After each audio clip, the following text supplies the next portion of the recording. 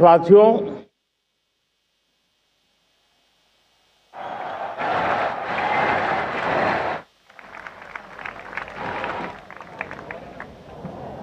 आजादी का ये महापर्व 140 करोड़ संकल्पों का पर्व है। आजादी का ये पर्व सामूहिक सिद्धियों का गौरव का पल है। हर हृदय उमंग से भरा हुआ है। देश एकता की भावना को निरंतर मजबूती दे रहा है। 140 करोड़ देशवासी आज तिरंगे के रंग में रंगे हैं। हर घर तिरंगा, भारत के हर कोने से, चाहे रेगिस्तान हो या हिमालय की चोटियां, समंदर के तट हो या घनी आबादी वाले क्षेत्र, हर तरफ से एक ही गुंज है, एक ही जयकारा है। हमारी प्राण से भी प्यारी मातृभूमि का जयगान है।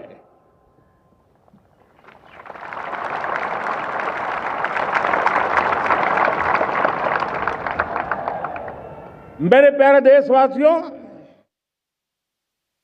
सन 47 में अनंत संभावनाओं के साथ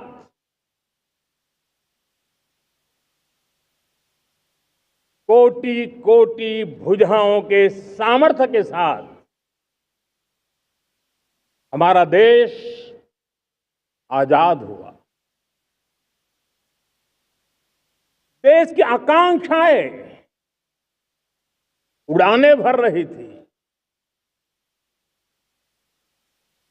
लेकिन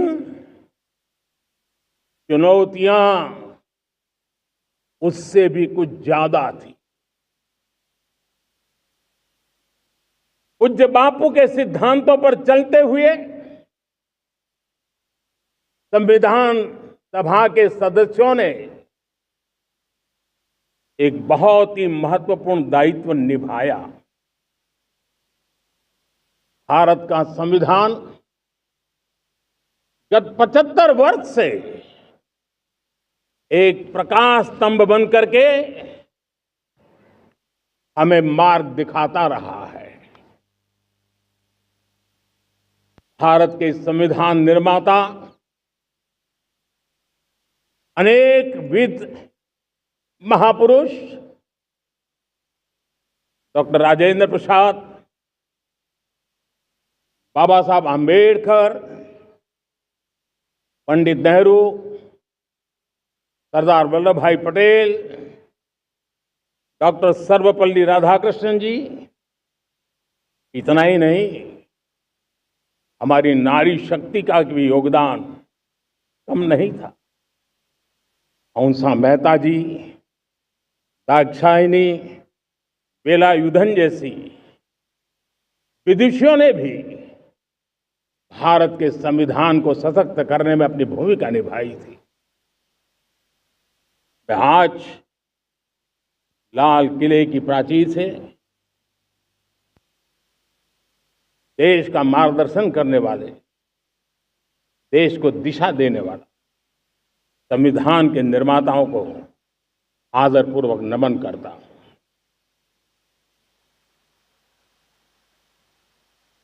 मेरे प्यारे देशवासियों, हम आज डॉक्टर श्यामा प्रसाद मुखर्जी की 125वीं जयंती भी मना रहे हैं। डॉक्टर श्यामा प्रसाद मुखर्जी भारत के संविधान के लिए बलिदान देने वाले देश के पहले महापुरुष थे। संविधान के लिए बलिदान,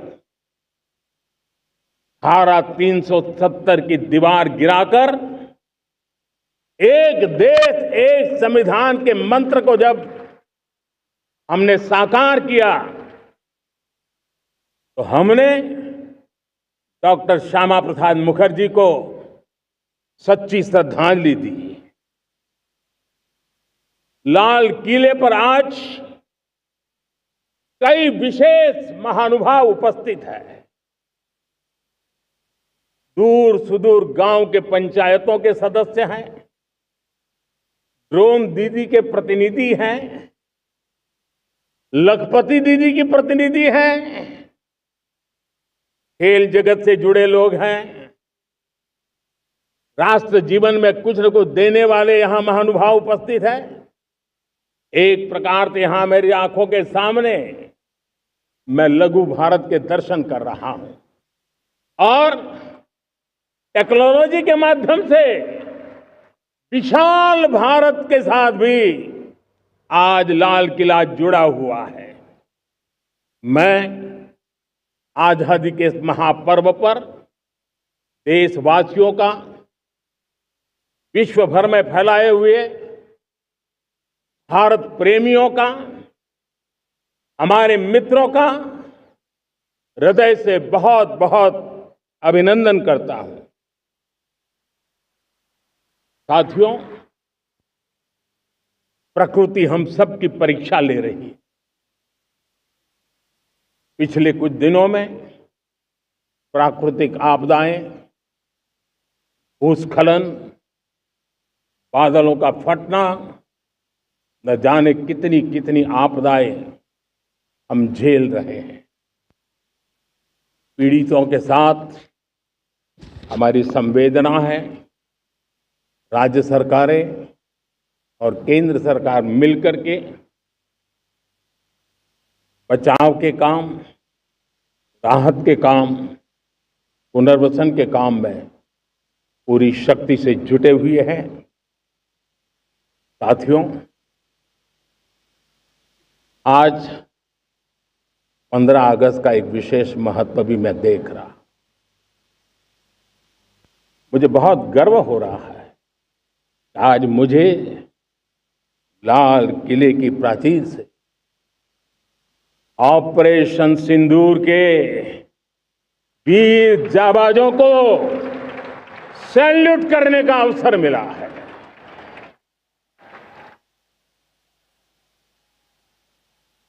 हमारे वीर जाबाज सैनिकों ने दुश्मनों को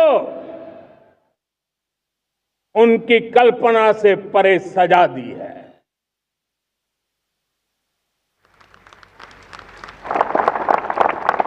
और इस अपील को पहलगाम में सीमा पार से आतंकियों ने आकर के जिस प्रकार का कत्ले आम किया, धर्म पूछ करके लोगों को मारा गया। पत्नी के सामने पति को गोलियां दी, बच्चों के सामने अपने पिता को मौत के घाट उतार दिया गया। पूरा हिंदुस्तान आक्रोश से भरा हुआ था। पूरा विश्व भी इस प्रकार से संहार से चौंक गया था। मेरे प्यारे देशवासियों, ऑपरेशन सिंदूर उसी आक्रोश की अभिव्यक्ति है।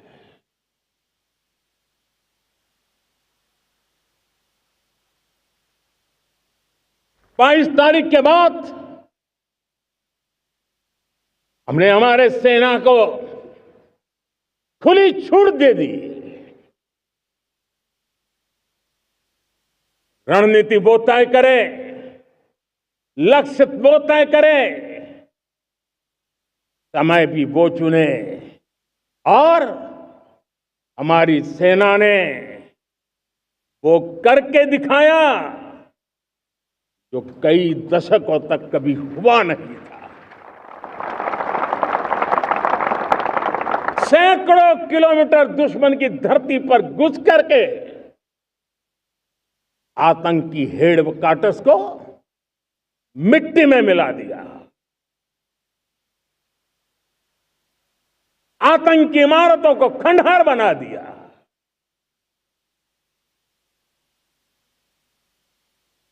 पाकिस्तान की नींद अभी भी उड़ी हुई है।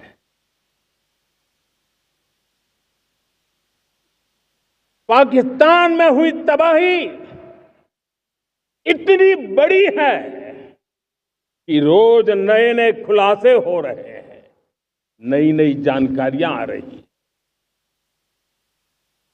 मेरे प्यारे देशवासियों, हमारा देश कई दशकों से आतंक को झेलता आया हुआ है। देश के सीने को छलनी कर दिया गया है। अब हमने एक न्यू नॉर्मल प्रस्थापित किया। आतंक को और आतंकी को पालने पोसने वालों को, आतंकियों को ताकत देने वालों को अब हम अलग अलग नहीं मानेंगे।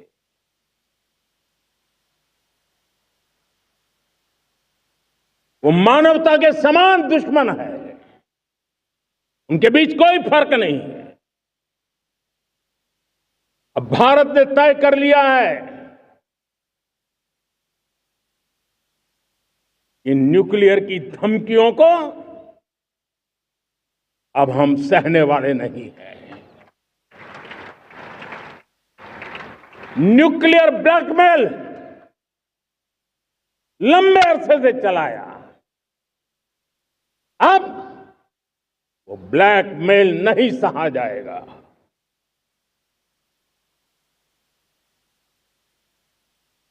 आगे भी अगर दुश्मनों ने ये कोशिश जारी रखी, हमारी सेना तय करेगी, सेना की शर्तों पर, सेना जो समय निर्धारित करे उस समय पर, सेना जो तौर तरीके तय करे उस तौर तरीके से, सेना जो लक्ष्य तय करे उस लक्ष्य को अब हम अमल में ला करके रहने वाले हैं। हम मुंह तोड़ जवाब देंगे। मेरे प्यारे देशवासियों, भारत ने तय कर लिया है,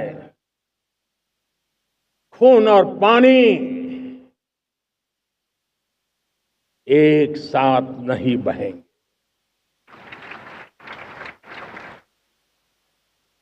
अब देशवासियों को भली भांति पता चला है कि सिंधु का समझौता कितना अन्यायपूर्ण है, कितना एक तरफा है। भारत से निकलती नदियों का पानी दुश्मनों के खेत को सींच रहा है और मेरे देश के किसान, मेरे देश की धरती पानी के बिना प्यासी है।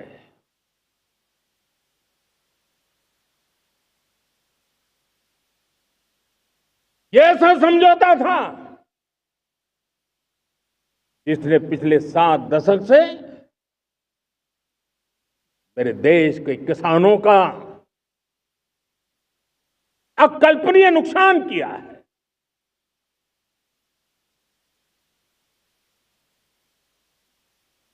अब हिंदुस्तान के हक का जो पानी है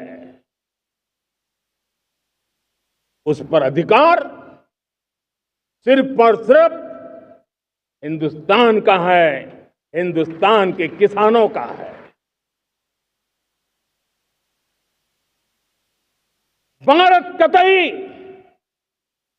सिंधु समझौते को, उस स्वरूप को दशकों तक सहा है, उस स्वरूप को आगे नहीं सहा जाएगा। किसान हित में, राष्ट्र हित में ये समझौता हमें मंजूर नहीं है। मेरे प्यारे देशवासियों, आजादी के लिए असंख्य लोगों ने बलिदान दी, अपनी जवानी खपा दी, जेलों में जिंदगी गुजारी है, फांसी के तख्त पर लटके हैं, कुछ लेने पाने बनने के लिए नहीं, मां भारती के स्वाभिमान के लिए, कोटि कोटि जनों की आजादी के लिए, गुलामी की जंजीरों को तोड़ने के लिए। और मन में एक ही भाव था, स्वाभिमान। साथियों, गुलामी ने हमें निर्धन बना दिया, गुलामी ने हमें निर्भर भी बना दिया, औरों पर हमारी निर्भरता बढ़ती गई। हम सब जानते हैं, आजादी के बाद कोटि कोटि जनों के पेट भरना बड़ी चुनौती थी, लेकिन यही मेरे देश के किसान हैं जिन्होंने खून पसीना एक करके देश के अन्न के भंडार भर दिए।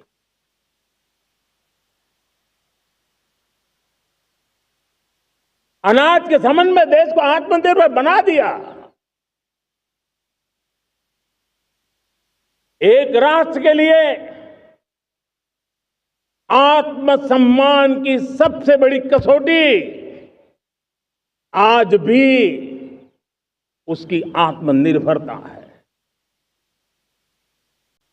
और मेरे प्यारे देशवासियों, विकसित भारत का आधार भी है आत्मनिर्भर भारत।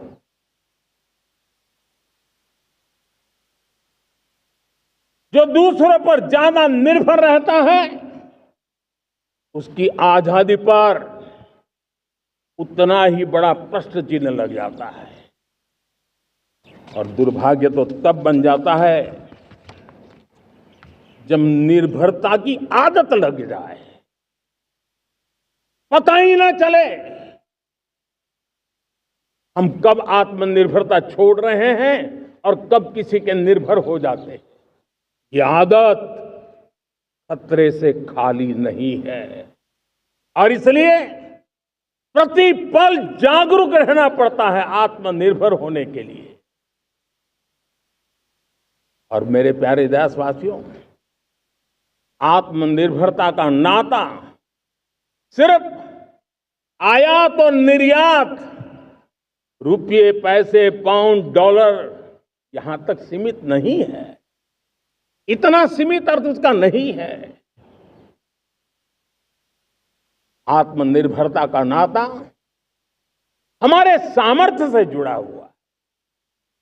और जब आत्मनिर्भरता खत्म होने लगती है तो सामर्थ्य भी निरंतर क्षीण होता जाता है। और इसलिए हमारे सामर्थ्य को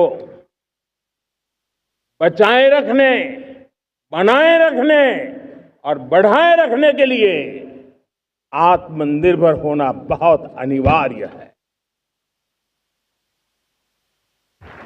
साथियों, हमने ऑपरेशन सिंदूर में देखा है मेड इन इंडिया की कमाल क्या थी। दुश्मन को पता तक न चला कि कौन से शस्त्रास्त्र है, ये कौन सा सामर्थ्य है जो पलक भर में उनको नष्ट कर रहा है। सोचिए, अगर हम आत्मनिर्भर होते न होते तो क्या ऑपरेशन सिंदूर इतनी त्वरित गति से हम कर पाते?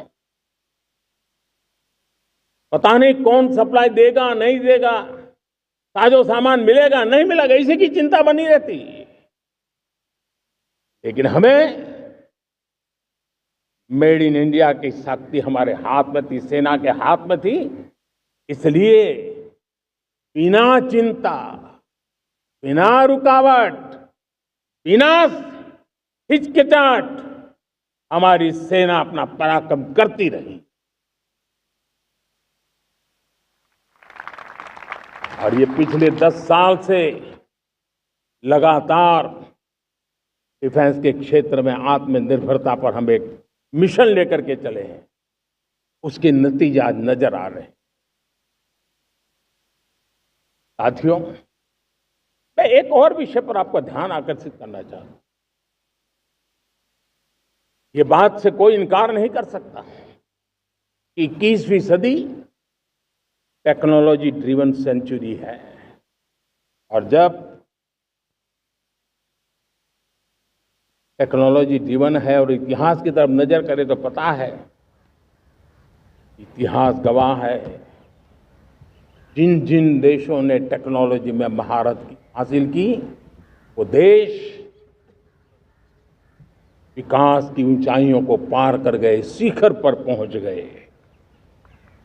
आर्थिक शक्ति नए पैमाने पर पहुंचती गई। हम जब टेक्नोलॉजी के अलग अलग आयामों की बात करते हैं तो मैं आपका ध्यान आकर्षित करता हूं सेमीकंडक्टर्स पे। उदाहरण के तौर पे बताता हूं,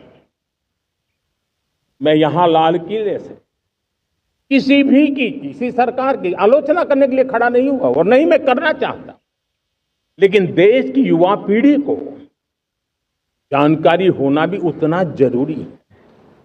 हमारे देश में 50-60 साल पहले सेमीकंडक्टर को लेकर के फाइलें शुरू हुई।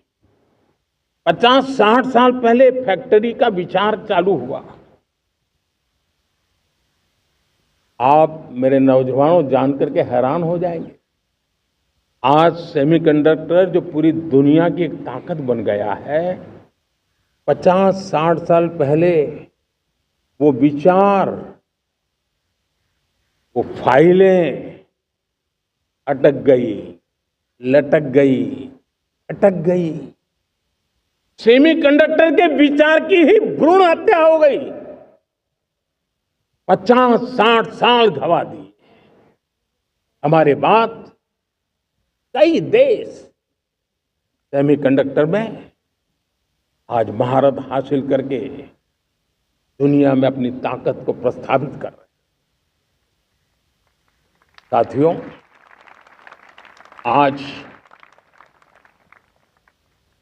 हमने उस बोझ से मुक्त होकर के मिशन मोड में सेमीकंडक्टर के काम को आगे बढ़ा है। 6 अलग अलग सेमीकंडक्टर के यूनिट्स जमीन पर उतर रहे हैं। 4 नए यूनिट्स को हमने ऑलरेडी हरी झंडी दिखा दी है, ग्रीन सिग्नल दे दिया है। और देशवासियों और मेरे खास करके नौजवानों और विश्व भर में भारत की टेक्नोलॉजी की ताकत को समझने वाले लोगों को भी कहना चाहूंगा, इसी वर्ष के अंत तक मेड इन इंडिया भारत की बनी हुई, भारत में बनी हुई, भारत के लोगों द्वारा बनी हुई मेड इन इंडिया चिप्स बाजार में आ जाएगी।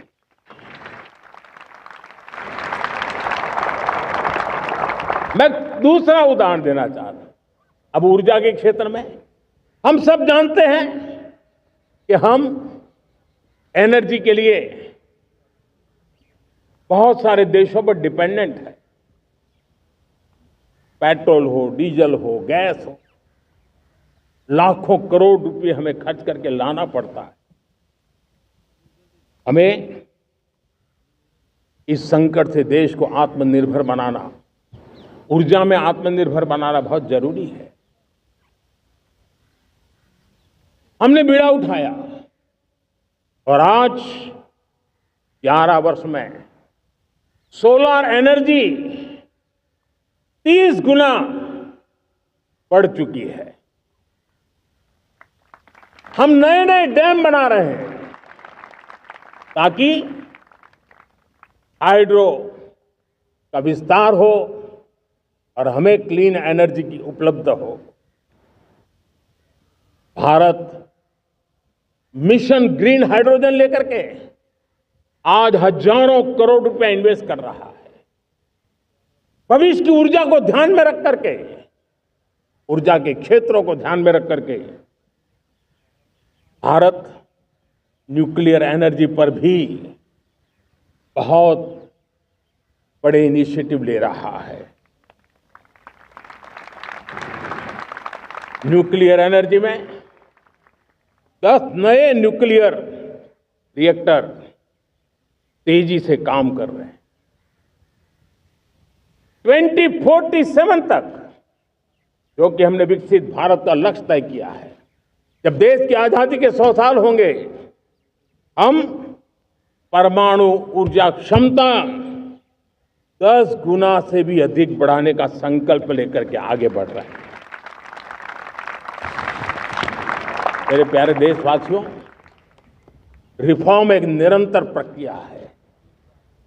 समयानुकूल परिस्थिति के अनुसार रिफॉर्म करते जाना होता है। हम न्यूक्लियर एनर्जी के क्षेत्र में बहुत बड़े रिफॉर्म लेकर के आए। अब हमने प्राइवेट सेक्टर के लिए भी परमाणु ऊर्जा को उसके द्वार खोल दिए हैं। हम शक्ति को जोड़ना चाहते। मेरे प्यारे देशवासियों, दुनिया जब आज ग्लोबल वार्मिंग को लिए चिंता करती है, तब मैं विश्व को भी बताना चाहता हूं कि भारत ने तय किया था कि हम 2030 तक क्लीन एनर्जी भारत में 50% पहुंचा देंगे। ये लक्ष्य हमारा 2030 तक था। मेरे देशवासियों का सामर्थ्य देखिए, मेरे देशवासियों की संकल्प शक्ति देखिए, मेरे देशवासियों को विकसित भारत बनाने का संकल्प को पूर्ण करने के लिए उनकी दौड़ देखिए। हमने जो लक्ष्य 2030 में तय किया था, वो 50% क्लीन एनर्जी का लक्ष्य 2025 में हमने कर लिया। 5 साल पहले हमने अचीव कर लिया, क्योंकि विश्व के प्रति भी हम उतने ही संवेदनशील हैं, प्रकृति के प्रति भी उतने ही हम जिम्मेवार लोग हैं। मेरे प्यारे देशवासियों, बजट का बहुत बड़ा हिस्सा ये पेट्रोल, डीजल, गैस, इन सब को लाने के लिए खर्च होता था। लाखों करोड़ रुपए चले जाते थे। अगर हम ऊर्जा में डिपेंडेंट न होते, तो वो धन मेरे देश के नौजवानों के भविष्य के लिए काम आता। वो धन मेरे देश के गरीबों को गरीबी के खिलाफ लड़ाई लड़ने में काम आता। वो धन मेरे देश के किसानों के कल्याण में काम आता। वो धन मेरे देश के गांव की परिस्थिति को पलटने के लिए काम आता। लेकिन हमें विदेशों को देना पड़ रहा। अब हम आत्मनिर्भर बनने की दिशा में काम कर रहे हैं। देश को विकसित बनाने के लिए हम अब समुद्र मंथन की तरफ भी जा रहे हैं। हमारे समुद्र के मंथन को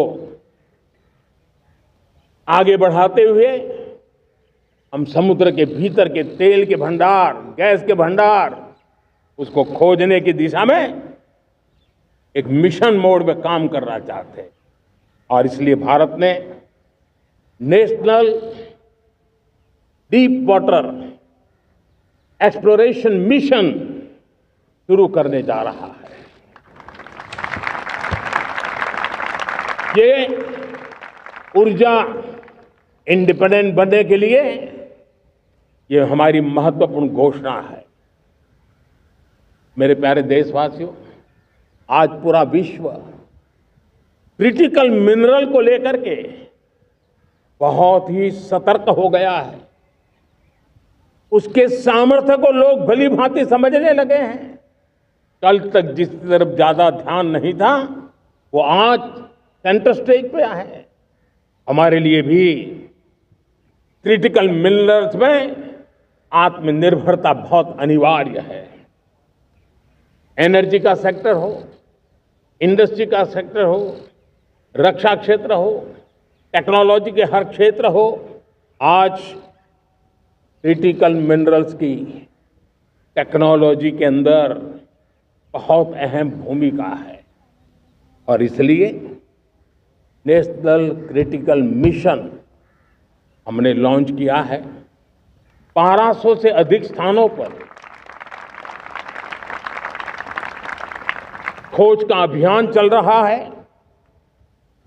और हम क्रिटिकल मिनरल में भी आत्मनिर्भर बनने की दिशा में आगे बढ़ रहे हैं। मेरे प्यारे देशवासियों, स्पेस सेक्टर का कमाल तो हर देशवासी देख रहा, गर्व से भर जा रहा। और हमारे group captain Shubhanshu Shukla space station से लौट चुके हैं और आने वाले कुछ दिनों में वो भारत भी आ रहे हैं। हम स्पेस में भी अपने दम पर आत्मनिर्भर भारत गगनयान की तैयारी कर रहे हैं। हम अपने बलबूते पर हमारा अपना स्पेस स्टेशन बनाने की दिशा में हम काम कर रहे हैं। और पिछले दिनों स्पेस में जो रिफॉर्म किए गए, मुझे बहुत गर्व हो रहा है। मेरे देश के 300 से ज्यादा स्टार्टअप्स आप सिर्फ और सिर्फ स्पेस सेक्टर में काम कर रहे हैं और उन 300 स्टार्टअप में हजारों नौजवान पूरे सामर्थ्य के साथ जुटे हैं। ये है मेरे देश के नौजवानों की ताकत और ये है हमारे देश के नौजवानों के प्रति विश्वास। मेरे प्यारे देशवासियों, 140 करोड़ भारतवासी 2047 में जब आजादी के 100 साल होंगे, विकसित भारत के संकल्प को परिपूर्ण करने के लिए पूरी ताकत से जुटे हैं। इस संकल्प की पूर्ति के लिए भारत आज हर सेक्टर में आधुनिक इकोसिस्टम तैयार कर रहा है और आधुनिक इकोसिस्टम हर क्षेत्र में हमारे देश को आत्मनिर्भर बनाएगा। आज मेरा लाल किले की प्राचीर से मेरे देश के युवा वैज्ञानिकों को, मेरे टैलेंटेड यूथ को, मेरे इंजीनियर्स को और प्रोफेशनल्स को और सरकार के हर विभागों को भी मेरा आह्वान है, क्या हमारा अपना made in India fighter jets के लिए जेट इंजन हमारा होना चाहिए कि नहीं होना चाहिए?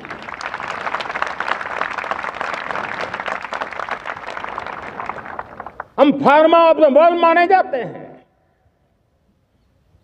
वैक्सीन में हम नए नए विक्रम स्थापित करते हैं, लेकिन क्या समय की मांग नहीं है?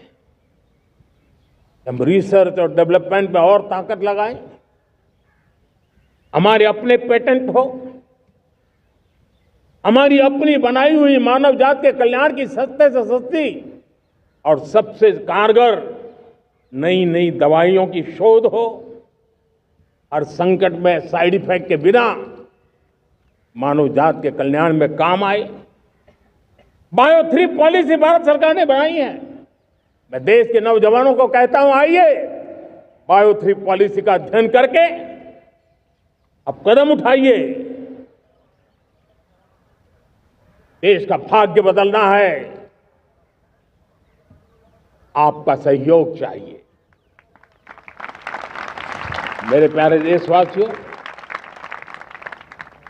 आज आईटी का युग है, डेटा की ताकत है। क्या समय की मांग नहीं है? ऑपरेटिंग सिस्टम से लेकर के साइबर सुरक्षा तक, डीप टेक से लेकर के आर्टिफिशियल इंटेलिजेंस तक, सारी चीजें हमारी अपनी हो, इस पर हमारे ही लोगों का सामर्थ्य जुटा हुआ हो, उनकी सामर्थ्य शक्ति का विश्व को परिचय कराए। साथियों, आज दुनिया में सोशल मीडिया का हो, बाकी प्लेटफॉर्म का हो, दुनिया के प्लेटफॉर्म पर हम काम कर रहे हैं। दुनिया ने हमने दिखा दिया है, यूपीआई का हमारा प्लेटफॉर्म आज दुनिया को अजोबा कर रहा है। हमारे में सामर्थ्य है। रियल टाइम ट्रांजैक्शन में 50% अकेला भारत यूपीआई के माध्यम से करता है। इसका मतलब की ताकत है। क्रिएटिव वर्ल्ड हो, सोशल मीडिया हो, ये जितने भी प्लेटफॉर्म्स हैं, मेरे देश के नौजवानों में चुनौती करता हूं आपको, आइए हमारे अपने प्लेटफॉर्म क्यों ना हो, हम क्यों दूसरों पर निर्भर रहे, क्यों भारत का धन बाहर जाए। और मुझे आपके सामर्थ्य पर भरोसा है। मेरे प्यारे देशवासी, जैसे ऊर्जा के क्षेत्र में हम डिपेंडेंट हैं, वैसा ही देश का दुर्भाग्य है कि फर्टिलाइजर, उसमें भी हमें दुनिया पर निर्भर रहना पड़ता है। मेरे देश के किसान भी फर्टिलाइजर का सही उपयोग कर करके धरती माता की सेवा कर सकते हैं। अनाप शनाप उपयोग से भी धरती मां को बहुत नुकसान पहुंचा रहे हैं। लेकिन साथ साथ मैं देश के नौजवानों को कहना चाहता हूं, देश के उद्योग जगत को कहना चाहता हूं, देश के प्राइवेट सेक्टर को कहना चाहता हूं, आइए हम फर्टिलाइजर के भंडार भर दें, हम नए नए तौर तरीके खोजें और भारत की आवश्यकता के अनुसार हम अपना फर्टिलाइजर तैयार करें। हम औरों पर निर्भर न रहे। साथियों, आने वाला युग ईवी का है। अब ईवी बैटरी क्या हम नहीं बनाएंगे? हम निर्भर रहेंगे? सोलर पैनल की बात हो, इलेक्ट्रिक व्हीकल्स के लिए जिन जिन चीजों की आवश्यकताएं हैं, वो हमारी अपनी होनी चाहिए। साथियों, मैं ये इसलिए कहने की हिम्मत करता हूं, क्यों? क्योंकि मुझे देश के नौजवानों के सामर्थ्य पर भरोसा है। और भरोसा सिर्फ वो मेरे देश के नौजवान है इतने मात्र से नहीं है। कोविड के समय हम बहुत सारी चीजों पर निर्भर थे। तो मेरे देश के नौजवानों को कहा गया कि वैक्सीन हमारी अपनी चाहिए, देश ने करके दिखाया। कोविन प्लेटफॉर्म हमारा अपना होना चाहिए, देश ने करके दिखाया। करोड़ों करोड़ों लोगों की जिंदगी बचाने का काम हमने किया है। वही स्पिरिट, वही जज्बा हमें जीवन के हर क्षेत्र में आत्मनिर्भर बनने के लिए अपना सब कुछ देना है। अपना जो बेस्ट है वो हमें दे करके रहना है। साथियों, पिछले 11 साल में एंटरप्रेन्योरशिप, उद्यमशीलता को बहुत बड़ी ताकत मिली। आज लाखों स्टार्टअप्स टियर 2, टियर 3 सिटी में देश की अर्थशक्ति को, देश के इनोवेशन को ताकत दे रहे हैं। उसी प्रकार से मुद्रा योजना से हमारे देश के करोड़ों नौजवान, उसमें भी हमारी बेटियां, करोड़ों करोड़ों लोग मुद्रा से लोन लेकर के अपना खुद का कारोबार कर रहे हैं। खुद तो अपने पैरों पर खड़े हुए हैं, लेकिन औरों को भी पैरों पर खड़े रहने की ताकत देते हैं। वे भी एक प्रकार से हर व्यक्ति को आत्मनिर्भर बनाने का अवसर दे रही है। मेरे साथियों, विमेन सेल्फ हेल्प ग्रुप, किसी का ध्यान नहीं था। पिछले 10 साल में विमेन सेल्फ हेल्प ग्रुप ने कमाल करके दिखाया। आज उनके प्रोडक्ट दुनिया के बाजार में जाने लगे हैं। लाखों करोड़ों का कारोबार हमारे विमेन सेल्फ हेल्प ग्रुप करते हैं। मैंने एक बार मन की बात में खिलौने की बात कही थी। हम करोड़ों करोड़ रुपए के खिलौने विदेश से लाते थे। मैंने ऐसे ही मन की बात में कहा, करे मेरे देश के नौजवानों, ऐसा भी करेंगे क्या, किलो भी बाहर जाएंगे। और आज मैं गर्व से कहता हूं कि मेरा देश खिलौने एक्सपोर्ट करने लग गया है। यानी देश के सामर्थ्य को हर प्रकार के अवसर मिले, हर रुकावटों से मुक्ति मिले, उसको सर्वाधिक करने के लिए प्रेरित किया जाए। देश कर सकता है। मैं देश के युवाओं से कहता हूं, आइए आप इनोवेटिव आइडियाज लेकर के, आपके आइडियाज को मरने मत देना दोस्तों। आज का आपका आइडिया हो सकता है आने वाली पीढ़ी का भविष्य बना सकता है। मैं आपके साथ खड़ा हूं, मैं आपके लिए काम करने के लिए तैयार हूं, आपका साथी बन के काम करने तैयार हूं। अब आइए, हिम्मत जुटाइए, इनिशिएटिव लीजिए। जो युवा मैन्युफैक्चरिंग के बारे में सोचते हैं, आइए आगे बढ़िए। सरकार के नियमों में बदलाव करना है, मुझे बताइए। अब देश रुकना नहीं चाहता है। 2047 दूर नहीं है, एक एक पल की कीमत है और हम एक भी पल गंवाना नहीं चाहते दोस्तों।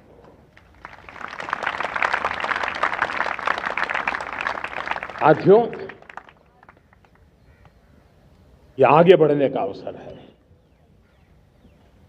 बड़े सपने देखने का अवसर है, संकल्प के लिए समर्पित होने का अवसर है। जब सरकार आपके साथ है और मैं स्वयं आपके साथ हूं, तब हम नया इतिहास बना सकते हैं। साथियों, आज नेशनल मैन्युफैक्चरिंग मिशन पर बहुत तेजी से काम हो रहा है। हमारे एमएसएमई उसका लोहा दुनिया मानती है। ये दुनिया में बड़ी बड़ी चीजें बनती है ना, कुछ न कुछ तो औजार हमारे देश के एमएसएमई के द्वारा जाते हैं, बड़े गर्व के साथ जाते हैं। लेकिन हम कॉम्प्रिहेंसिव इंटीग्रेटेड विकास की राह पर जाना चाहते हैं और इसलिए उनकी शक्ति बढ़े। और उसमें भी मैंने पहले एक बार लाल किले से कहा था, जीरो डिफेक्ट जीरो इफेक्ट। आज कहना चाहता हूं कि हमें विश्व बाजार में अपने सामर्थ्य का लोहा मनवाना है, तो हमें क्वालिटी में निरंतर नई ऊंचाइयों को पार करना। दुनिया क्वालिटी को स्वीकार करती है, हमारी गुणवत्ता सबसे ज्यादा हो और सरकार के भी प्रयास हो, रॉ मटेरियल की भी उपलब्धि हो, हमारी प्रोडक्शन की कॉस्ट कैसे कम हो, हम उसमें दम रह गए। और साथियों, हम सभी जो उत्पादन के क्षेत्र में लगे हैं, उन सब का मंत्र होना चाहिए, दाम कम लेकिन दम ज्यादा। हमारी हर प्रोडक्ट का दम ज्यादा हो लेकिन दाम कम हो। इस भाव को लेकर के हमें आगे बढ़ना है। मेरे प्यारे देशवासियों, आजादी के लिए अनगिनत लोगों ने बलिदान दिए हैं। मैंने पहले भी कहा, जमानी खपा दी, फांसी पे लटक गए। क्यों? स्वतंत्र भारत के लिए। 75-100 साल पहले का वो कालखंड याद कीजिए। पूरा देश स्वतंत्र भारत के मंत्र को लेकर के जीता था। आज समय की मांग है, स्वतंत्र भारत का मंत्र लेकर के जीने वालों ने हमें स्वतंत्र भारत दिया। आज 140 करोड़ देशवासियों का एक ही मंत्र होना चाहिए, समृद्ध भारत। अगर कोटि कोटि लोगों के बलिदान से स्वतंत्र भारत हो सकता है, तो कोटि कोटि लोगों के संकल्प से, पुरुषार्थ से, आत्मनिर्भर बनने से वोकल फॉर लोकल की बात करने से, स्वदेशी का मंत्र को जापने से समृद्ध भारत भी बन सकता है। वो पीढ़ी स्वतंत्र भारत के लिए खप गई थी, ये पीढ़ी समृद्ध भारत के लिए नए कदम उठाए, यही समय की मांग है। और इसलिए मैं आज बार बार आग्रह करता हूं और मैं देश के सभी इन्फ्लुएंसर्स को कहना चाहता हूं, इस मंत्र को आगे बढ़ाने में मेरी मदद कीजिए। मैं सभी राजनीतिक दलों को, राजनेताओं को सबसे कहता हूं कि आइए, ये किसी राजनीतिक दल का एजेंडा नहीं है, भारत हम सबका है। हम मिलकर के वोकल फॉर लोकल उस मंत्र को हर नागरिक के जीवन का मंत्र बनाएं। भारत में बनी हुई, भारत के नागरिकों के पसीने से बनी हुई वो चीजें जिसमें भारत की मिट्टी की महक हो और जो भारत के आत्मनिर्भर के संकल्प को ताकत देता हो, हम उसी को खरीदेंगे, हम उसी का उपयोग करेंगे, हम उस दिशा में आगे आए। यह हमारा सामूहिक संकल्प हो, देखते ही देखते हम दुनिया बदल देंगे। दोस्तों, मैं आज हर छोटे मोटे व्यापारी को, दुकानदार से आग्रह करना चाहता हूं, आपकी भी जिम्मेवारी है। हम छोटे थे, हमने कभी बाजार में देखा नहीं था कि शुद्ध घी की दुकान, ऐसे ही लिखा जाता था घी की दुकान, लेकिन समय रहते लोग लिखने लगे शुद्ध घी की दुकान। मैं चाहता हूं देश में ऐसे व्यापारी आगे आए, ऐसे दुकानदार आए कि हाँ स्वदेशी माल बिकता है, वो बोर्ड लगा रहे हैं। हम स्वदेशी का गर्व करने लगे। हम स्वदेशी मजबूरी में नहीं, मजबूती के साथ उपयोग करेंगे, मजबूती के लिए उपयोग करेंगे और जरूरत पड़ी तो औरों को मजबूर करने के लिए उपयोग करेंगे। ये हमारी ताकत होनी चाहिए, ये हमारा मंत्र होना चाहिए। मेरे प्यारे देशवासियों,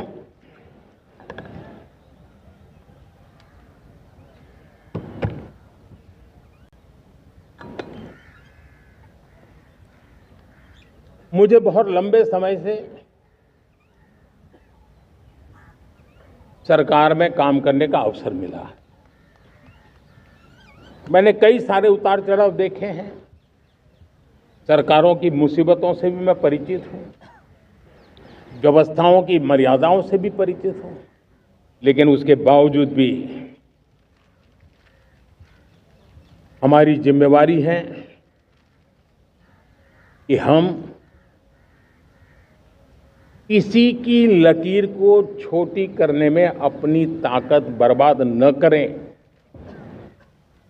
मैं बड़े अनुभव से कहता हूं, किसी दूसरे की लकीर छोटी करने के लिए अपनी ऊर्जा हमें नहीं खपानी है।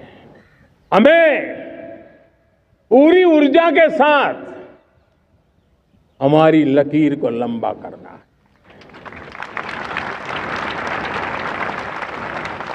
हम अगर अपनी लकीर लंबी करते हैं तो दुनिया भी हमारा लोहा मानेगी। आज जब वैश्विक परिस्थितियों में आर्थिक स्वार्थ दिनों दिन बढ़ रहा है, तब समय की मांग है कि हम उन संकटों के रोते बैठने की जरूरत नहीं है। हिम्मत के साथ हम अपनी लकीर को लंबी करें। और मैं 25 साल के शासन के अनुभव से कह सकता हूं, अगर ये रास्ता हमने चुन लिया, हर किसी ने चुन लिया, तो फिर कोई स्वार्थ हमें अपनी चंगुल में नहीं फंसा सकता है। मेरे प्यारे देशवासियों, बीता दशक रिफॉर्म, परफॉर्म, ट्रांसफॉर्म कर रहा है, लेकिन अब हमें और नई ताकत से जुड़ना है। पिछले दिनों हमने कई रिफॉर्म्स किए, एफडीआई हो, इंश्योरेंस कंपनी की बात हो, विश्व की यूनिवर्सिटीज को भारत के अंदर स्थान देने की बात हो, कई रिफॉर्म्स किए हैं। 40,000 से ज्यादा अनावश्यक कंप्लायंसेस को हमने खत्म किया है।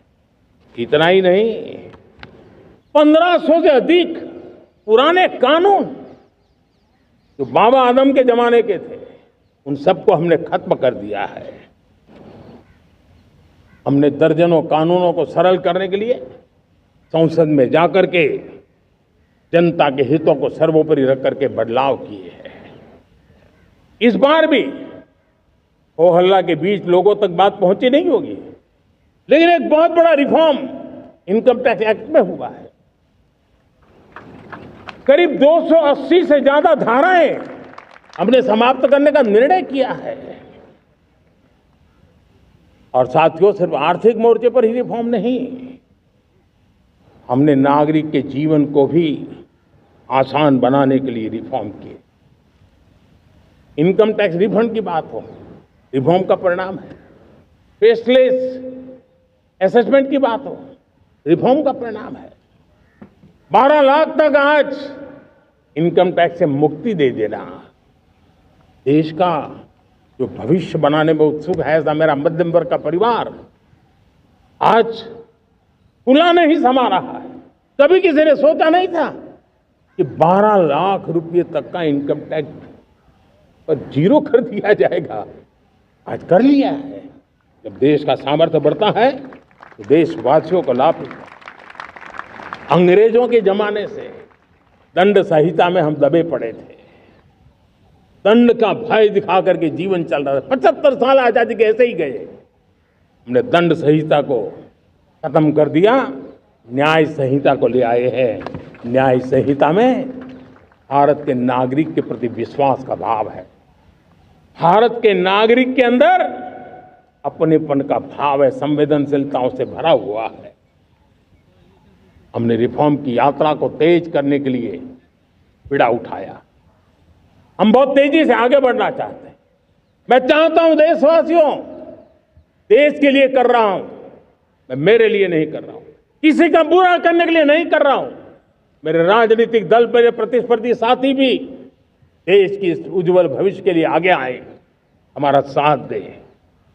स्ट्रक्चरल रिफॉर्म्स की बात हो, रेगुलेटरी रिफॉर्म्स की बात हो, पॉलिसी रिफॉर्म की चर्चा हो, प्रोसेस रिफॉर्म की चर्चा हो, प्रोसीड्यूरल रिफॉर्म्स करने की जरूरत हो, हर प्रकार के रिफॉर्म्स ये आज हमने मकसद बना करके चले हैं। और मेरे प्यारे देशवासियों, नेक्स्ट जनरेशन रिफॉर्म्स के लिए हमें एक टास्क फोर्स गठित करने का निर्णय किया है। ये टास्क फोर्स समय सीमा में इस काम को पूरा करे। वर्तमान नियम, कानून, नीतियां, रीतियां 21वीं सदी के अनुकूल, वैश्विक वातावरण में अनुकूल और भारत को 2047 में विकसित राष्ट्र बनाने के संदर्भ में नए सिरे से तैयार हो और उसका समय सीमा में अपना कार्य पूरा करने के लिए इस टास्क फोर्स की रचना की है। साथियों, ये रिफॉर्म के कारण जो नए लोग अपना भविष्य बनाने चाहते हैं उनको तो हिम्मत मिलेगी। हमारे स्टार्टअप्स हो, हमारे लघु उद्योग हो, हमारे गृह उद्योग हो, उन लोग उद्यमियों को उनकी कंप्लायंस कॉस्ट बहुत कम हो जाएगी और उसके कारण उनको एक नई ताकत मिलेगी। जो एक्सपोर्ट की दुनिया में उनको लॉजिस्टिक सपोर्ट के कारण, व्यवस्थाओं में बदलाव के कारण उनको एक बहुत बड़ी ताकत मिलेगी। साथियों, ऐसे ऐसे कानून है हमारे देश में, छोटी छोटी चीजों के लिए जेल में डालने के कानून है। आप हैरान हो जाएंगे, किसी ने नजर नहीं दौड़ाई। मैं पीछे लगा हूं, ये मेरे देश के नागरिकों को जेल में बंद करने वाले जो अनावश्यक कानून है वो खत्म होने चाहिए। हम संसद में पहले भी बिल लाए थे, इस बार भी लेके आए हैं। साथियों, इस दिवाली में आपकी डबल दिवाली का काम मैं करने वाला हूं। इस दिवाली में आपको एक बहुत बड़ा तोहफा देशवासियों को मिलने वाला है। पिछले 8 साल से हमने जीएसटी का बहुत बड़ा रिफॉर्म किया। पूरे देश में टैक्स के बर्डन को कम किया, टैक्स की व्यवस्थाओं को सरल किया और 8 साल के बाद समय की मांग है कि हम एक बार उसको रिव्यू करें। हमने एक हाई पावर कमेटी को बिठा करके रिव्यू शुरू किया, राज्यों से भी विचार विमर्श किया और मेरे प्यारे देशवासियों, हम नेक्स्ट जनरेशन जीएसटी रिफॉर्म्स लेकर के आ रहे हैं। ये दिवाली के अंदर आपके लिए तोहफा बन जाएंगे। सामान्य मानवीय की जरूरतों के टैक्स भारी मात्रा में कम कर दिए जाएंगे। बहुत बड़ी सुविधा बढ़ेगी। हमारे एमएसएमई, हमारे लघु उद्यमी, इनको बहुत बड़ा लाभ मिलेगा। रोजमर्रा की चीजें बहुत सस्ती हो जाएगी और उससे इकोनॉमी को भी एक नया बल मिलने वाला है। मेरे प्यारे देशवासियों, आज देश तीसरी बड़ी इकोनॉमी बनने के लिए समय है, तेज गति से आगे बढ़ रहा है। हम दरवाजे खटखटा रहे हैं और बहुत तेजी से हम उसको अचीव भी कर लेंगे। और कोई तो दिन होगा मैं आपके बीच आकर के लाल किले की प्राचीर से ये खबर भी सुनाऊंगा।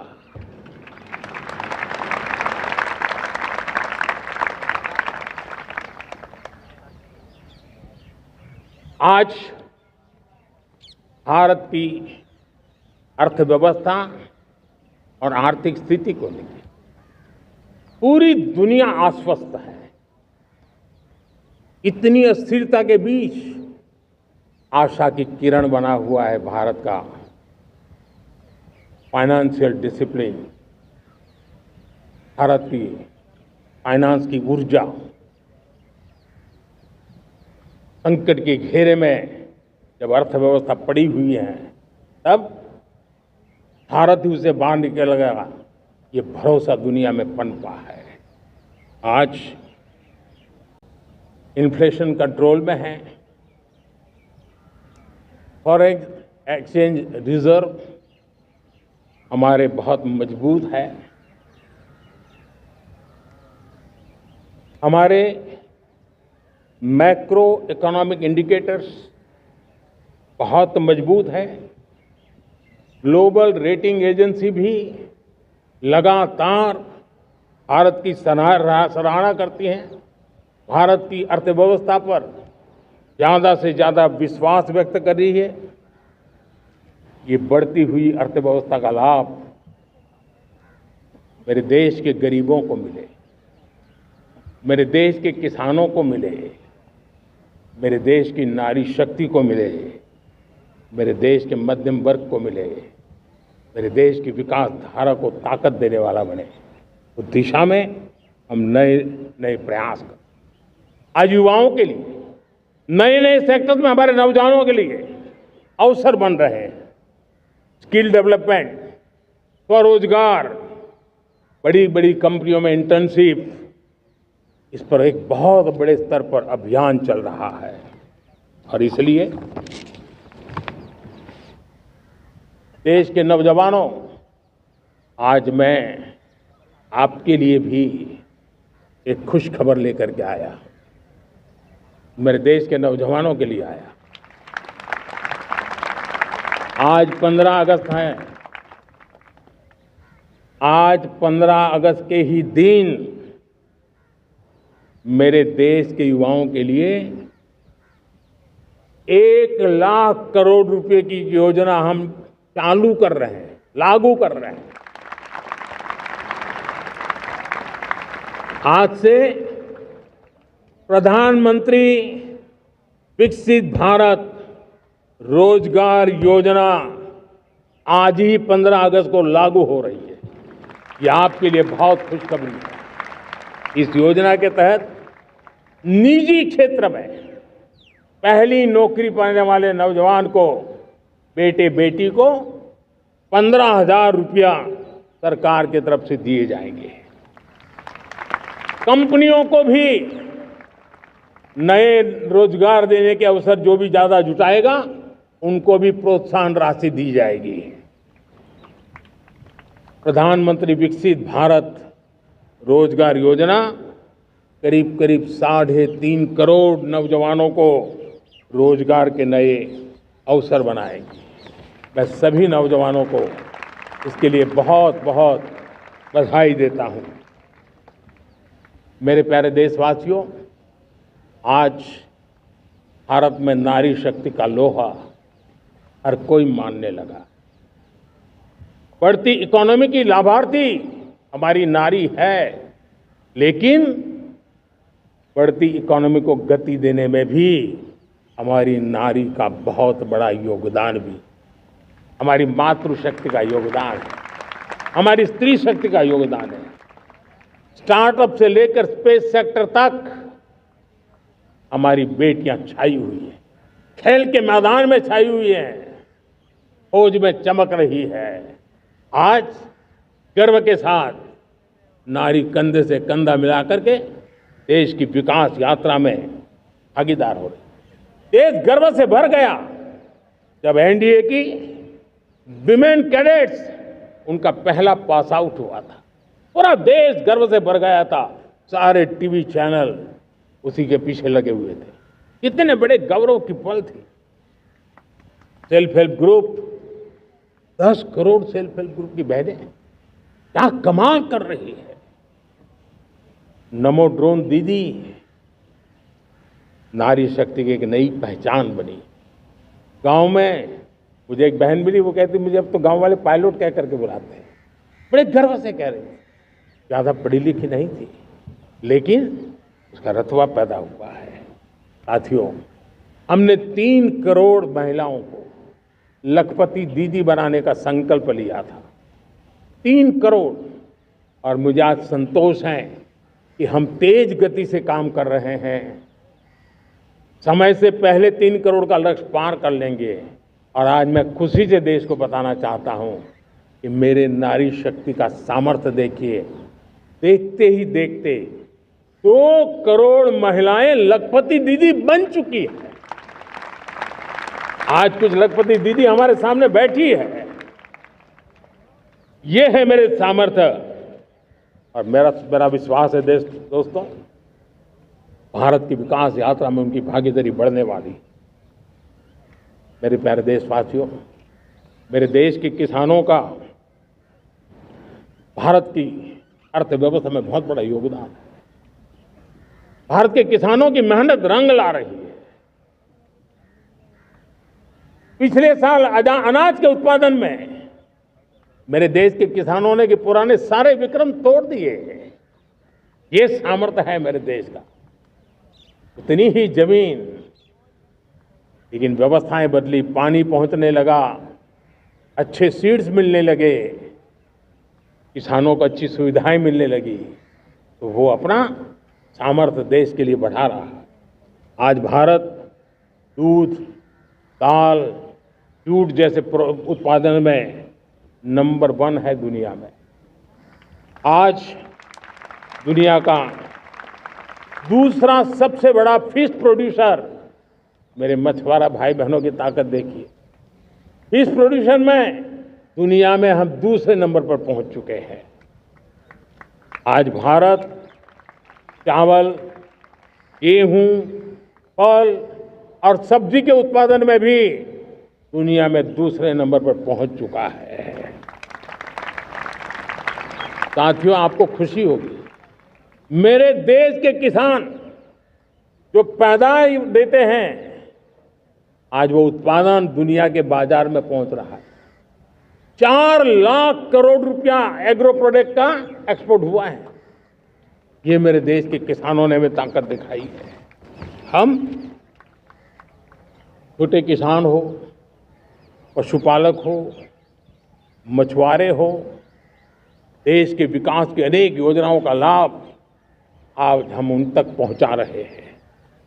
पीएम किसान सम्मान निधि हो, रेन वाटर हार्वेस्टिंग हो, सिंचाई की योजनाएं हो, क्वालिटी सीड्स हो, फर्टिलाइजर की आवश्यकता हो, हर क्षेत्र में आज और किसान को एक भरोसा हो गया है फसल बीमा का, वो साहसिक बना रहा है, उसका परिणाम भी देश को मिल रहा है।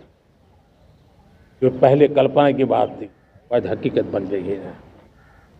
देशवासियों, हमारे देश के पशुधन को बचाने के हमें कोविड की वैक्सीन मुफ्त में मिली वो तो याद है, लेकिन हम पशुधन के लिए भी अब तक 125 डोज मुफ्त में पशुओं को लगा चुके हैं। फूट एंड माउथ डिसीज से मुक्ति पाने के लिए, जो हमारा यहाँ उत्तर भारत में उसे खुरपका मुंहपका बीमारी कहते हैं, उसे बचाने के लिए 125 करोड़ डोज हम लगा चुके हैं और मुफ्त में लगा चुके हैं। हम खेती के मामले में देश के वो जिले जहां के किसान औरों से पीछे रह गए, किसी न किसी कारण से 100 जिले ऐसे हैं जहां अपेक्षाकृत कम खेती है, और इसलिए हमने 100 जिले आइडेंटिफाई किए हैं पूरे देश में से, और वहां के किसानों को एम्पावर करना, किसानों को शक्ति देना, किसानों को मदद करने का एक अभियान चलाया है। और इसके लिए पीएम धन धान्य कृषि योजना का आरंभ किया है। पीएम धन धान्य कृषि योजना वो देश के 100 जिले जहां थोड़ी सी भी मदद कर देंगे तो वहां का किसान भी भारत के अन्य किसानों की बराबरी कर देगा। मेरे प्यारे देशवासियों, भारत के किसान, भारत के पशुपालक, भारत के मछुआरे, ये हमारी सबसे बड़ी प्राथमिकता है। भारत के किसान, भारत के मछुआरे, भारत के पशुपालक, उनसे जुड़ी किसी भी अहितकारी नीति के आगे मोदी दीवार बन के खड़ा है।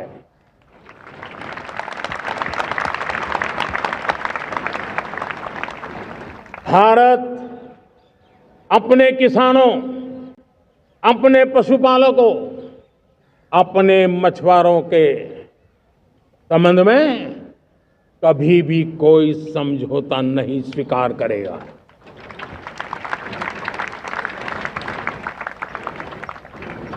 प्यारे देशवासियों, गरीबी क्या होती है मुझे किताबों में पढ़ना नहीं पड़ा है, मैं जानता, सरकार में भी रहा हूं, और इसलिए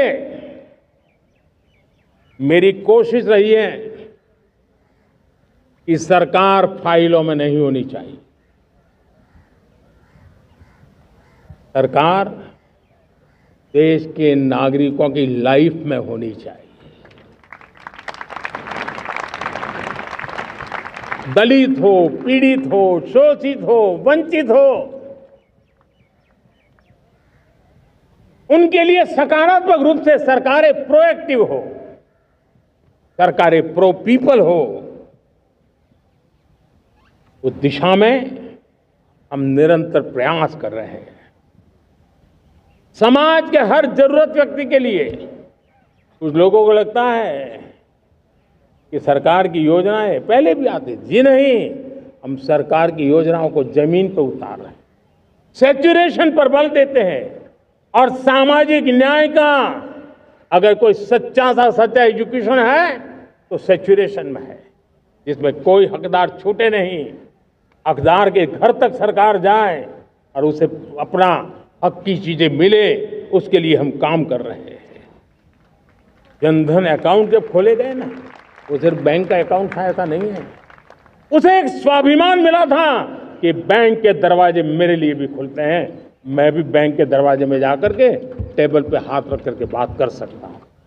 यह विश्वास हमने जगाया है।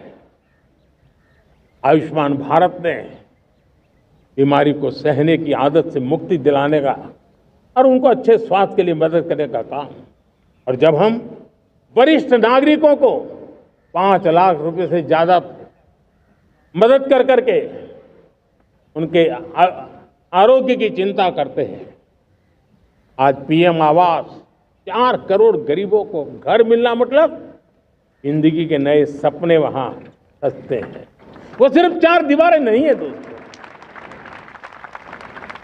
रेहड़ी पटरी वालों के लिए पीएम स्वनिधि योजना, जो कभी ब्याज के चक्कर में फंसा रहता था, आज पीएम स्वनिधि से रेहड़ी पटरी वाला भी, और आपने देखा वो यूपीआई से पैसे लेता है, यूपीआई से पैसे देता है। ये बदलाव आखिरी व्यक्ति तक चिंता, लोगों की लाइफ में सरकार होनी चाहिए। उसी के कारण ये जमीन से जुड़ी योजनाएं बनती हैं और जमीन से जुड़ी योजनाएं जमीन पर उतरती हैं और जमीन से उतरी हुई योजनाएं जीवन में बदलाव लाने का एक सशक्त माध्यम बन जाती हैं। एक समय था, गरीब हो, पीड़ित हो, आदिवासी हो, वंचित हो, दिव्यांग हो, हमारी विधवा माताएं बहनें हो, अपने हक के लिए दर दर भटकते रहते थे। तक सरकारी दफ्तरों में चक्कर लगाते लगाते जिंदगी पूरी हो जाती। आज सरकार आपके दरवाजे पर आती है, सैचुरेशन के अप्रोच को लेकर के आती है। करोड़ों लाभार्थियों को सरकारी योजनाओं का लाभ मिल रहा है। डायरेक्ट बेनिफिट ट्रांसफर एक बहुत बड़ा क्रांतिकारी काम हुआ है। साथियों, गरीबी हटाओ के नारे देश ने बहुत सुने हैं, लाल किले से भी सुने, और देश सुन सुन करके थक गया था और देश ने मान लिया था कि गरीबी हट नहीं सकती है। लेकिन जब हम योजनाओं को गरीब के घर तक ले जाते हैं, विश्वास को गरीब के मन में हम पैदा करते हैं, तो मेरे देश के 25 करोड़ गरीब गरीबी को परास्त कर करके, गरीबी से बाहर निकल करके एक नया इतिहास बनाते हैं। आज 10 करोड़ गरीब और 10 वर्ष में 25 करोड़ से ज्यादा गरीब गरीबी को परास्त कर करके गरीबी से बाहर निकले हैं और एक नियो मिडिल क्लास तैयार हुआ है। मेरे साथियों, ये नियो मिडिल क्लास और मिडिल क्लास एक ऐसी जुगलबंदी है जिसमें एस्पिरेशन भी है, एफर्ट भी है। वो देश को आगे बढ़ाने के लिए बहुत बड़ा सामर्थ्य बनने वाली है। मेरे प्यारे देशवासियों, बहुत ही निकट भविष्य में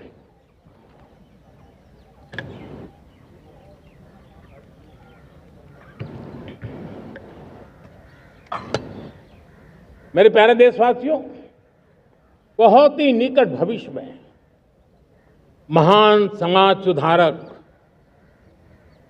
महात्मा ज्योतिबा फुले जी की 200वीं जयंती आ रही है। हम उस जयंती के समारोह शुरू करने जा रहे हैं और महात्मा ज्योतिबा फुले के सिद्धांत, उन्होंने जो मंत्र दिए, उसमें हमारे लिए प्रेरणा है। पिछड़े को प्राथमिकता, पिछड़े को प्राथमिकता देते हुए हम परिवर्तन की ऊंचाइयों को प्राप्त करना चाहते हैं। हम इसके लिए परिश्रम की पराकाष्ठा करना चाहते हैं। हम पारदर्शी नीतियों के द्वारा पिछड़ों को प्राथमिकता, ये हम धरती पर उतारना चाहते हैं और पिछड़े के जीवन में उतारना चाहते हैं।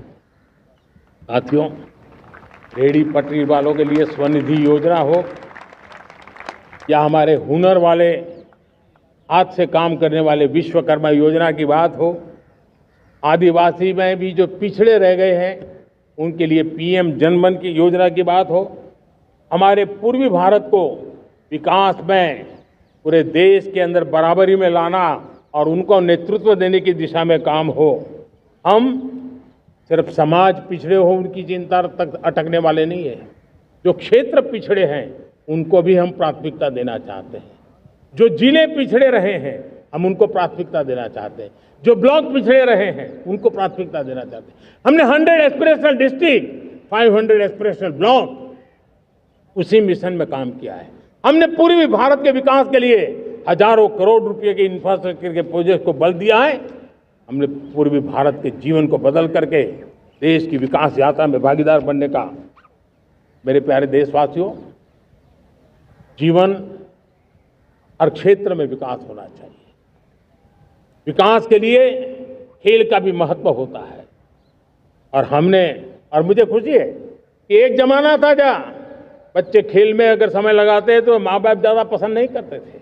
आज एकदम से उलट गया है।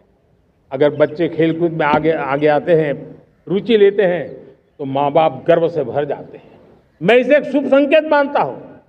मेरे देश के परिवार के अंदर खेल को प्रोत्साहन का वातावरण मैं देखता हूँ, मेरा मन गर्व से भर जाता है। मैं इसे देश के भविष्य के लिए बहुत शुभ संकेत मानता हूँ। और साथियों, इस खेल को बढ़ावा देने के लिए हमने नेशनल स्पोर्ट्स पॉलिसी, कई दशकों के बाद हम देश में खेलो भारत नीति को लेकर के आए हैं, ताकि एक खेल जगत का सर्वांगीण विकास का प्रयास हो। स्कूल से लेकर के ओलंपिक तक हम एक पूरा इकोसिस्टम डेवलप करना चाहते हैं, चाहे कोचिंग की व्यवस्था हो, फिटनेस की बात हो, खेल के मैदान हो, खेल की व्यवस्थाएं हो, खेल के लिए आवश्यक साधन हो, लघु उद्योगों को भी खेल के साधन बनाने में मदद करने की बात हो। यानी एक प्रकार से पूरा इकोसिस्टम हम दूर दराज के बच्चों तक पहुंचाना चाहते हैं। लेकिन साथियों, जब मैं फिटनेस की बात करता हूं, जब मैं खेलकूद की बात करता हूं, तब मैं एक चिंता भी आपके सामने रखना चाहता हूं। हमारे देश के हर परिवार को चिंता करनी चाहिए। मोटापा हमारे देश के लिए बहुत बड़ा संकट बनता जा रहा है। आने वाले वर्षों में लोग, जो पंडित लोग हैं वो कहते हैं, जो जानकार लोग कहते हैं, हर तीसरे व्यक्ति में एक व्यक्ति मोटापे का शिकार होगा। हमें मोटापे से बचना है, ओबेसिटी से बचना है। और इसलिए मैंने बाकी सब करना पड़ेगा, लेकिन एक छोटा सा सुझाव दिया था कि परिवार तय करे कि जब खाने का तेल घर में आएगा 10% कम ही आएगा और 10% कम ही उपयोग करेंगे, और हम ओबेसिटी के खिलाफ लड़ाई को जीतने की दिशा में हम अपना योगदान देंगे।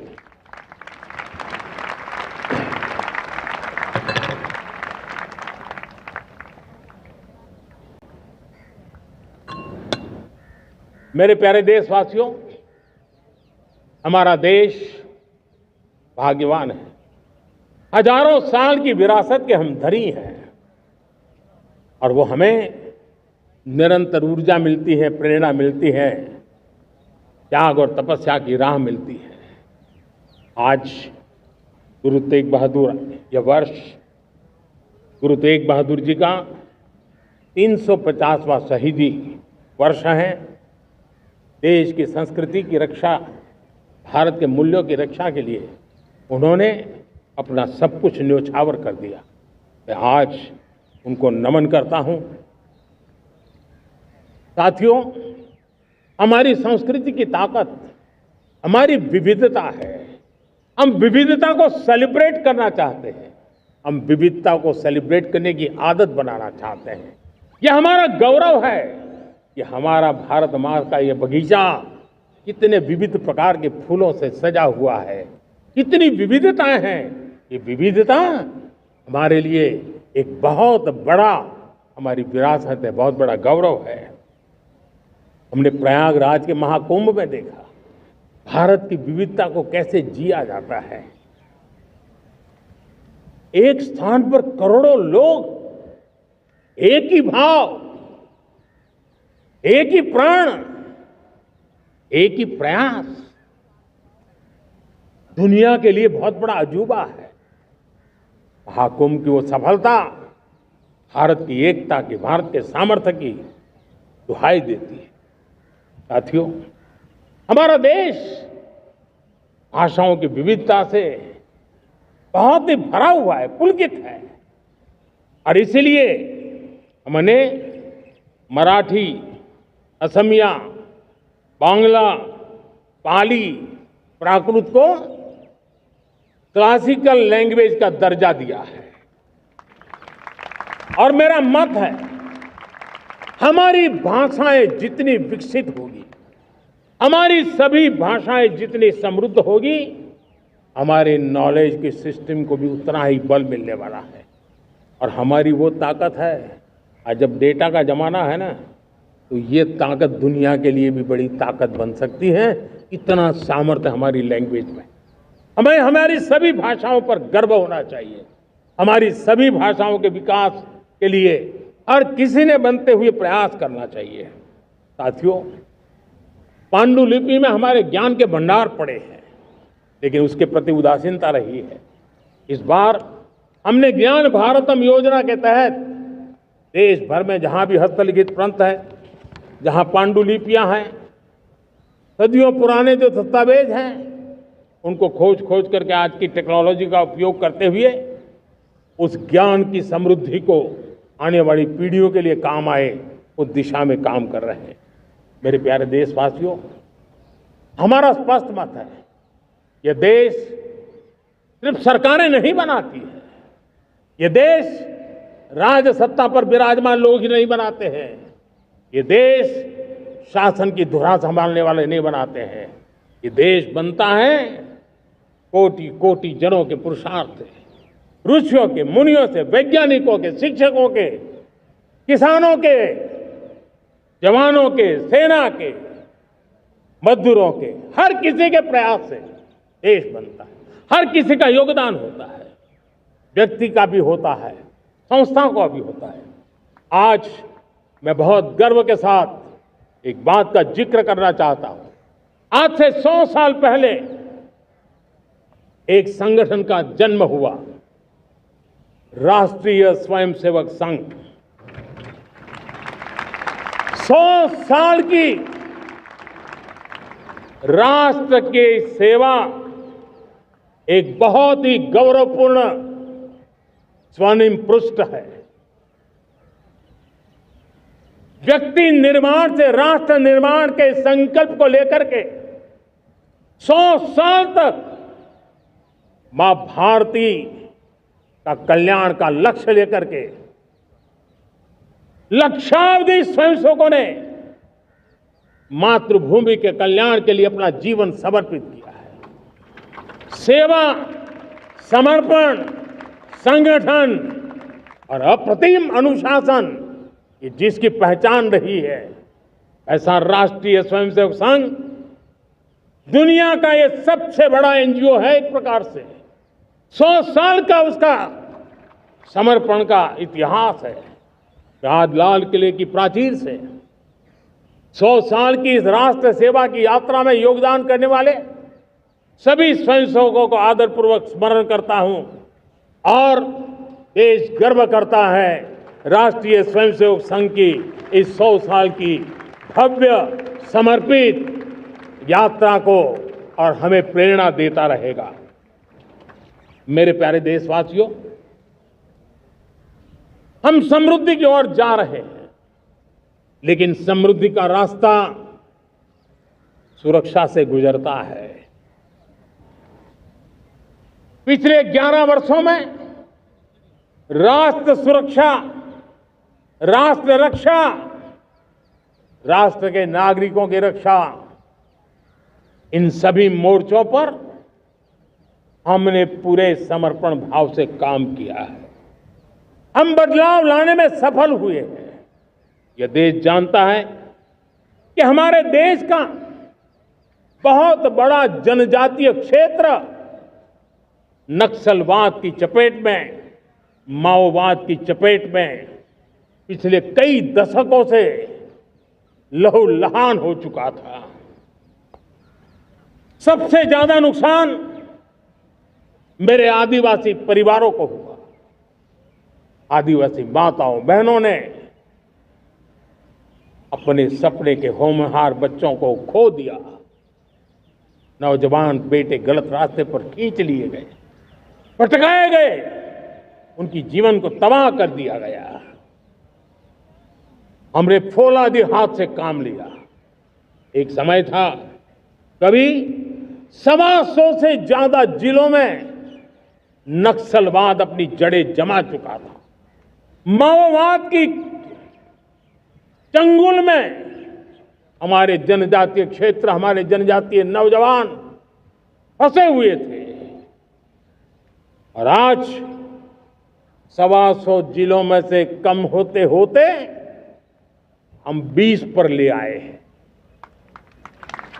उन जनजातीय समाज की सबसे बड़ी हमने सेवा की है।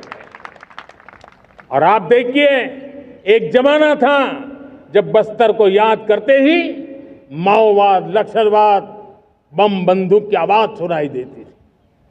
उसी बस्तर में माओवाद नक्सल से मुक्त होने के बाद जब बस्तर के नौजवान ओलंपिक करते हैं, हजारों नौजवान भारत माता की जय बोल करके खेल के मैदान में उतरते हैं, पूरा वातावरण उत्साह से भर जाता है। ये बदलाव देख रहा है। जो क्षेत्र कभी रेड कॉरिडोर के रूप में जाने जाते थे, वो आज विकास के ग्रीन कॉरिडोर बन रहे हैं। साथियों, हमारे लिए गर्व की बात है, भारत के नक्शे में जिन क्षेत्रों को लहूलुहान कर दिया गया था, लाल रंग से रंग दिया गया था, हमने वहां संविधान, कानून और विकास का तिरंगा फहरा दिया है। मेरे प्यारे देशवासियों, ये भगवान बिरसा मुंडा की 150वीं जयंती का अवसर है। तब इन जनजातीय क्षेत्रों को नक्सल से मुक्त कर करके, मेरे जनजातीय परिवार के नौजवानों की जिंदगी बचा करके हमने भगवान बिरसा मुंडा को एक सच्ची श्रद्धांजलि दी है।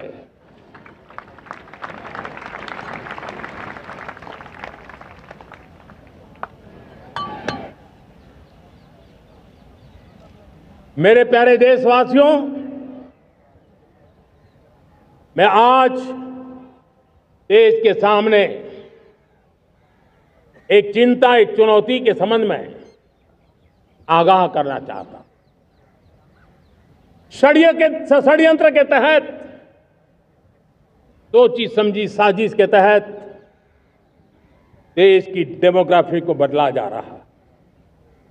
एक नए संकट के बीज बोए जा रहे हैं और ये घुसपैठिए मेरे देश के नौजवानों की रोजी रोटी छीन रहे हैं। एक घुसपैठिए मेरे देश की बहन बेटियों को निशाना बना रहे हैं। ये बर्दाश्त नहीं होगा। ये घुसपैठिए भोले भाले आदिवासियों को भ्रमित करके उनकी जमीनों पर कब्जा कर रहे हैं। ये देश सहन नहीं करेगा। और इसलिए मेरे प्यारे देशवासियों,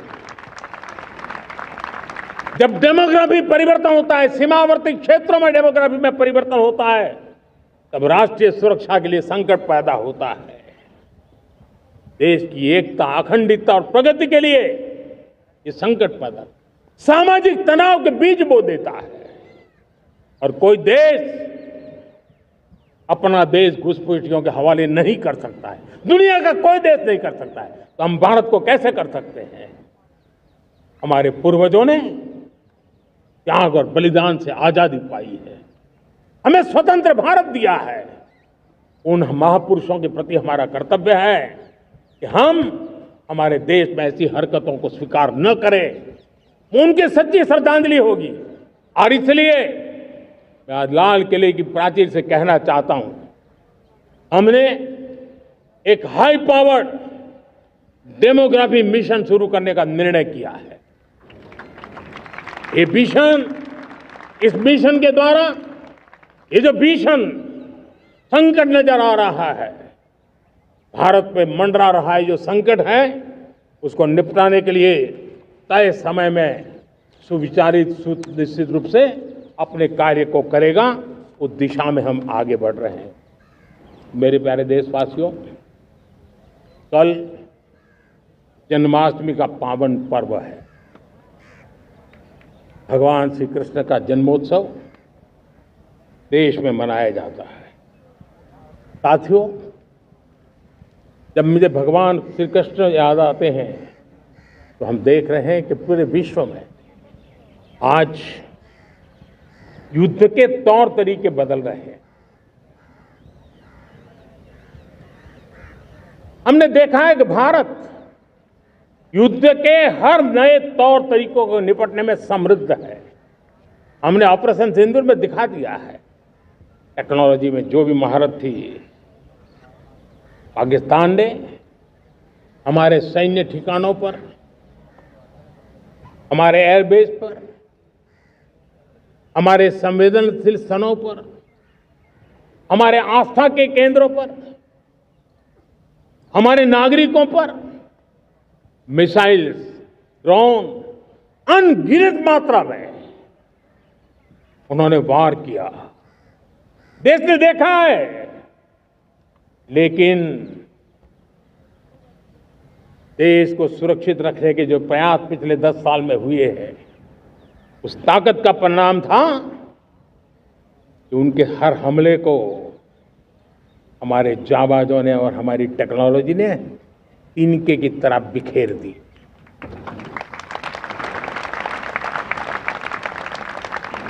रत्ती भर नुकसान नहीं कर पाए। और इसलिए जब युद्ध के मैदान में टेक्नोलॉजी का विस्तार हो रहा है, टेक्नोलॉजी हावी हो रही है, तब राष्ट्र की रक्षा के लिए, देश के नागरिकों की सुरक्षा के लिए हमें भी, हमने जो आज महारत पाई है वो महारत का और विस्तार करने की जरूरत है। हमने आज जो महारत पाई है उसको लगातार अपग्रेड करते रहने की आवश्यकता है। और इसलिए साथियों, मैंने एक संकल्प लिया है, मुझे आपके आशीर्वाद चाहिए, कोटि कोटि देशवासियों के आशीर्वाद चाहिए। क्योंकि समृद्धि कितनी ही क्यों न हो, अगर सुरक्षा के प्रति उदासीनता बरतते हैं तो समृद्धि भी किसी काम की नहीं रहती। और इसलिए सुरक्षा का महत्व बहुत बड़ा है। और इसलिए मैं आज लाल किले की प्राचीर से कह रहा हूं, आने वाले 10 साल में 2035 तक राष्ट्र के सभी महत्वपूर्ण स्थलों, जिनमें सामरिक के साथ साथ सिविलियन क्षेत्र भी शामिल है, जैसे अस्पताल हो, रेलवे हो, जो भी आस्था के केंद्र हो, उन्हें टेक्नोलॉजी के नए प्लेटफॉर्म द्वारा पूरी तरह सुरक्षा का कवच दिया जाएगा। ये सुरक्षा का कवच लगातार विस्तार होता जाए, देश का हर नागरिक सुरक्षित महसूस करे। किसी भी प्रकार की टेक्नोलॉजी हम पर वार करने आ जाए, हमारी टेक्नोलॉजी उससे बेहतर सिद्ध हो। और इसलिए आने वाले 10 साल 2035 तक मैं ये राष्ट्रीय सुरक्षा कवच का विस्तार करना चाहता हूं, मजबूती देना चाहता हूं, आधुनिक बनाना चाहता हूं। और इसलिए भगवान श्री कृष्ण से प्रेरणा पाकर के हमने श्री कृष्ण का जो सुदर्शन चक्र था, उस सुदर्शन चक्र की राह को चुना है। आप में से बहुत लोगों को याद होगा, जब महाभारत की लड़ाई चल रही थी, श्री कृष्ण ने अपने सुदर्शन चक्र से सूर्य के प्रकाश को रोक दिया था और दिन में ही अंधेरा कर दिया था। सूर्य प्रकाश को सुदर्शन चक्र से रोक दिया था। और तब अर्जुन ने जो शपथ ली थी जयद्रथ का वध करने की, उस प्रतिज्ञा को अर्जुन पूर्ण कर पाए थे। वो सुदर्शन चक्र के पराक्रम और रणनीति का परिणाम था। अब देश सुदर्शन चक्र मिशन लॉन्च करेगा।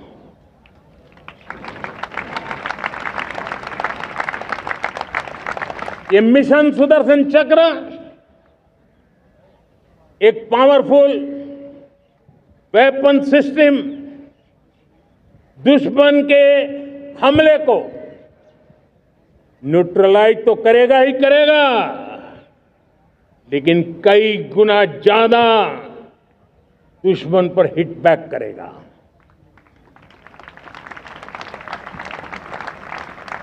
हमने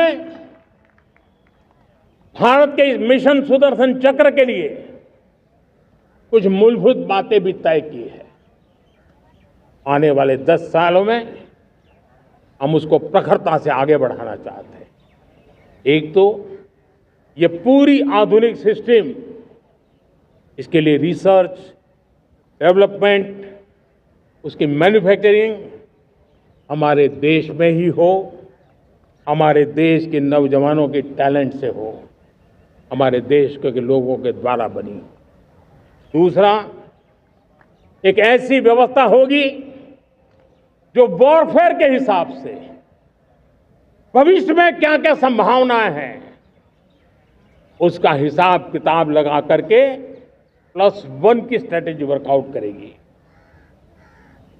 और तीसरा, सुदर्शन चक्र की एक ताकत थी, वो बहुत ही प्रिसाइज, जहां जाना था वहीं जाता था और वापस श्री कृष्ण के पास लौट के आता था। हम इस सुदर्शन चक्र के द्वारा भी टारगेटेड प्रिसाइज एक्शन के लिए भी व्यवस्था को विकसित करने की दिशा में आगे बढ़ेंगे। और इसलिए युद्ध के बदलते तौर तरीकों में राष्ट्र की सुरक्षा, नागरिकों की सुरक्षा के लिए मैं बड़े प्रतिबद्धता के साथ इस कार्य को आगे बढ़ाने के लिए वचन देता हूं। मेरे प्यारे देशवासियों, जब हम लोकतंत्र की बात करते हैं, स्वतंत्र भारत की बात करते हैं, तब हमारा संविधान हमारे लिए सर्वोच्च दीप स्तंभ होता है, हमारा प्रेरणा का केंद्र होता है। लेकिन आज से 50 साल पहले भारत के संविधान का गला घोंट दिया गया था, भारत के संविधान के पीठ पे छुरा भोंक दिया गया था, देश को जेल खाना बना दिया गया था, आपातकाल लगा दिया गया था, इमरजेंसी थोप दी गई थी। इमरजेंसी के 50 साल हो रहे हैं। देश की किसी भी पीढ़ी ने संविधान की हत्या के इस पाप को कभी भूलना नहीं चाहिए। संविधान की हत्या करने वाले पापियों को नहीं भूलना चाहिए।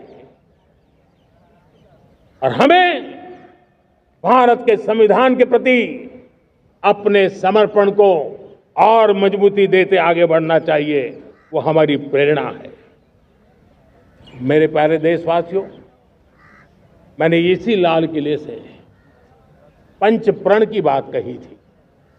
मैं आज लाल किले से फिर से एक बार मेरे देशवासियों का पुनः स्मरण जरूर करना चाहता हूं। विकसित भारत बनाने के लिए न हम रुकेंगे, न हम झुकेंगे। हम परिश्रम की पराकाष्ठा करते रहेंगे और अपनी आंखों के सामने 2047 में विकसित भारत बना करके रहेंगे।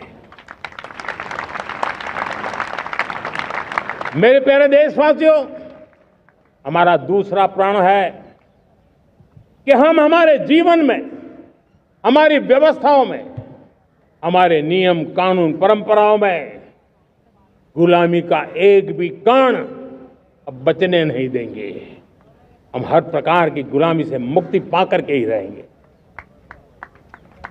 मेरे प्यारे देशवासियों, हम अपनी विरासत पर गर्व करेंगे। हमारी पहचान का सबसे बड़ा आभूषण, सबसे बड़ा गहना, सबसे बड़ा मुकुटमणि हमारी विरासत है। हम विरासत का गर्व करेंगे। मेरे प्यारे देशवासियों, इन सब के लिए एकता, ये मंत्र सबसे बड़ा शक्तिशाली मंत्र है। और इसलिए एकता की डोर को कोई काट न सके, ये हमारा सामूहिक संकल्प होगा।